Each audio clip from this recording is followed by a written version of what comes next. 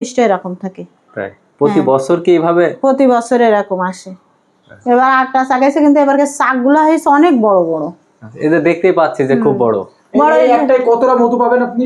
এই চাকটা কালকে কাটিছি, তা ধরেন 6 কেজি মধু হয়েছে। হ্যাঁ, একটা এই যে এই পর্যন্ত দেখছেন না, এই পর্যন্ত এখান থেকে নিয়ে এগুলো সব কাটা হয়েছে। এত মধু আছে আরো, কিন্তু সব যদি কাটা হয় তাহলে থাকবে না, এই জন্যই কাটা হয়নি। এই যে গুড়া দেখছেন না, এই গুড়ায় সব মধু রয়েছে। কতদিন পরে কাটবেন?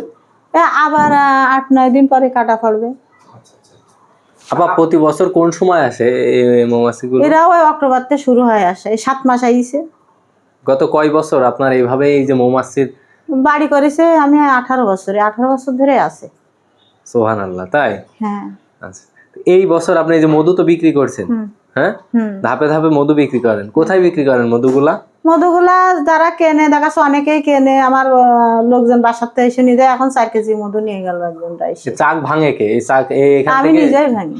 হ্যাঁ, আমি নিজেই ভাঙি। তাই? অভ্যাস আছে আপনার? অভ্যাস আছে, কৌশল শিখে ফেলেছি।